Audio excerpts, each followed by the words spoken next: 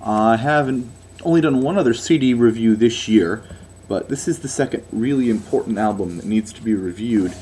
I'm just gonna let it speak for itself. I like to think that the jokes are appropriate and actually useful, but look at this thing. This is Father John Misty's I Love You Honeybear album cover. I mean, if that man's not a true artist, then wait till you see the inside of it, because it's like a pop-up book.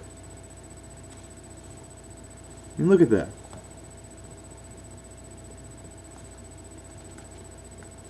This thing is just so intricately designed to be just chaotic.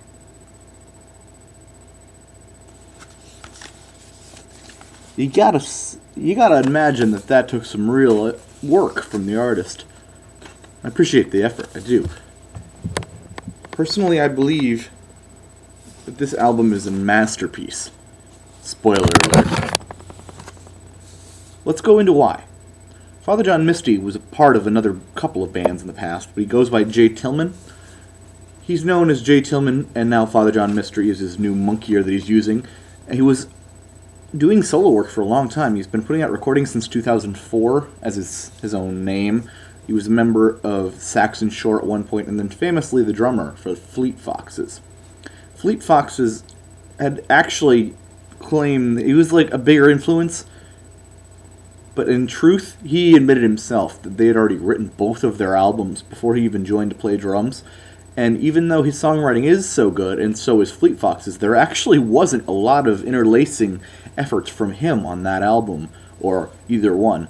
But when he came out of it, it sure seemed like it, because an album full of sex stories and failed novel attempts and humor and just ridiculous things, and that was the first one, and that was really entertaining. I don't know. He grew up in an evangelical Christian household in Rockville, Maryland, in a suburb of Washington, D.C. He's the oldest of 4 children. His father was originally an engineer at Hewlett-Packard. Before he discovered he wanted to be a songwriter, he had ambitions to be a pastor because it was the closest thing he knew to being a performer on stage. I was actually a pretty aimless kid, he said. I didn't really want to do anything. It's just interesting now that he's so focused on music. He's just so ambitious. He was raised in a Baptist church and attended a special elementary school, but by 5th grade found himself enrolled in Pentecostal Masonic Jew day school. People spoke in tongues. It's just crazy how much he's gone through at this point. When he started up, he was attending Nyack College in New York before he moved to Seattle when he was 21. He found a job at a bakery there, and he would write music before he drove into his shift at 4:30 a.m. That's crazy. A demo finally found his way into the studio with Damien Gerardo, and the shows he would distribute the CD by hand, like just handing it out to people. And he went on from there to make 4 other albums, all the way up until 2007, and he released 2 in 2009, Territory Blues and Year in the Kingdom. I haven't actually listened to his stuff as Jake Tillman, but I want to now after hearing it. The 2 Father John Misty albums and both Fleet Foxes albums are great. From 2008, he joined the folk band Fleet Foxes as their drummer. And again, it says right here in the Wikipedia that people have exaggerated the efforts I had in Fleet Foxes. They had 2 records done by the time I joined the band, and the writing was already on the wall that they were going to be the next big thing. I just learned the drum parts. You know? But still, though, it's fitting because of how big he became after this. He went on from there in 2012, became Father John Misty, put out an album, and then we get to the new one this year. It's kind of amazing, honestly. Well, I got a review on this, and it's very intricate because this is a song about love, an album about love, in the best way. Like, every time you hear a breakup song and it's terrible, think back to this and remember that they're not always like that. He's just a really interesting guy, so I think that has a track record of why he's so good at writing stories. He came up Christian and Catholic and then went to a Jewish day school. I mean, the kind of things that he's lived through already. It's interesting. He dives into a relationship that fell apart and goes through it step by step through a process, in deep, about all those romantic comedies and stuff you see on TV. This isn't that. It's a really real relationship with... I can't even begin to describe what he's actually saying. It's just my synopsis of the plot and music. Listen to the album if you want to hear the rest. The first song starts off, it's called I Love You Honeybear. It's a glowing folk song about the honeymoon stages of love after you first meet someone, and You realize that you have a problem. He has a problem with depression. She has a problem with schizophrenia. But it doesn't matter because they're so truly just falling for each other that they begin to be just lovers without even considering those problems. Chattanooga Lobby number 4, in C, for Two Virgins, is a building folk song that starts with two virgin lovers about to make love for the very first time. It builds to the actual climax, literally.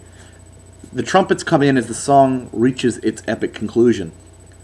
The next one is called True Affection. It starts like more of an alt-rock song with electric drum machines and synth lines. It kind of comes out of nowhere, to be honest, but it's really good, so who cares?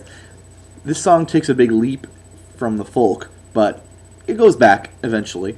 This is about the crush no longer being a crush. It's where, like, beginning to realize real love for person's traits and personality and who they really are, you know? It's when you start to understand them, falling in love. Pretty deep stuff when you really look at what he's actually saying. The night Josh Tillman came to our apartment is the moment in the relationship where you start to see the real faults, the issues, the cracks, the things that annoy you about that person. No matter how much you love a person, there's always those things. She'd been told she was queen of the universe just one too many times. Or the fact that she uses the word literally incorrectly. Oh, he goes off on that one. You know, the basic little things that have a problem. Musically, we go back to the guitar-driven folk song on this one. And number 5 is called When You're Smiling Astride Me. It's got some real R&B and soul elements to it. This song is about seeing your partner for who they really are and not who they pretended to be at first. This is being in love with them and being able to be yourself for the first time around them. It's a great song. It makes some wonderful use of an electric guitar. Nothing Good Ever Happens at the Goddamn Thirsty Crow is a bluesy, jazzy song about his first real fight and the aftermath of it. It's just great. Number 7 is called Strange Encounter. This one is the big one, like the relationship song. Like, this is what happens, like the issue here.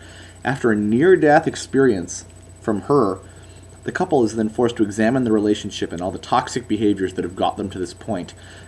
It wasn't made clear in the song whether this was the breakup until after it, you realize. What is, he begs her to come back, saying that he would do anything to change. He's going to never let this happen again. And then it ends without letting you know whether this gets over it or not, until you get to the next one, The Ideal Husband. The Ideal Husband is a breakup song. It really is.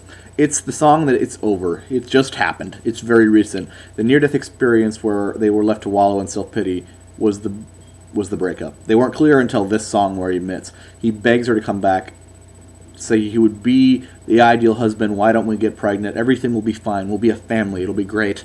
This song is truly heartbreaking. It really is.